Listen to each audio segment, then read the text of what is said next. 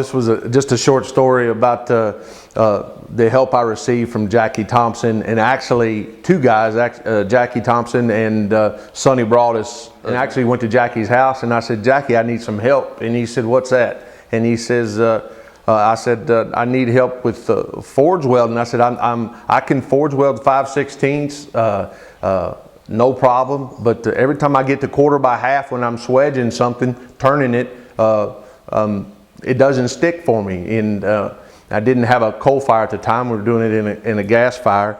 And this is kind of one of the typical shoes. But so I was at Jackie's shop, and he says, okay, he says, he was kind of a guy, he wanted to see if you would continue to work in front of him. A lot of guys were intimidated to work in front of him. So I figured I had nothing to lose. So I'm working away there building this shoe. And these shoes are actually turned with a mallet. Because you run it through a swedge block first and swedge it and turn it. But when it came to the forge welding part, I pull it out of the fire, and I've got it fluxed, and I set it down here, and I'm ready to go, and I set it down here, and I start to forge it kind of right away, and he laughed, and he kind of chuckled. He says, I see what's wrong. And I said, what's that, Jackie? And he says, well, the 1/4 by half now, Sonny, he says, it's going to cool off awful fast. It doesn't hold the heat. He says, your anvil is sucking the heat out of your weld.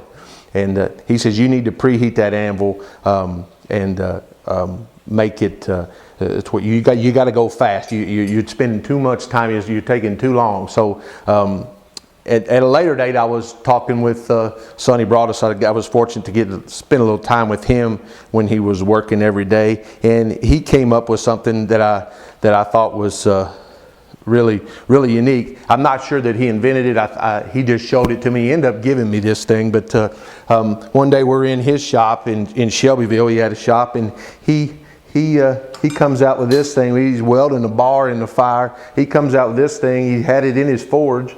And it was sitting in there, and I noticed it, didn't really know what it was, and he grabs it with the tongs, and he comes and he sets it out on the anvil like this, and it's got ears that just wrap around it, and this thing's at welding temperature or dang near, and then he comes out with his bar, and he's got it all fluxed and everything, and he's just welding right on top of it, welding his bar, and he comes over here and shapes it, and everything is done on top of this. This is called the hot spot, and it just fits over top of this anvil. It's actually made for this anvil, but it's just a little tip when you're trying to weld things that are pretty small in diameter and thickness, 1/4 by half, about the heat being sucked out of your shoe. And for a young guy that was probably 22, 23 years old, I went through quite a few shoes frustrated, and I've since learned that your anvil can suck the heat out of your shoe. And you could even take a torch, or I've seen guys take a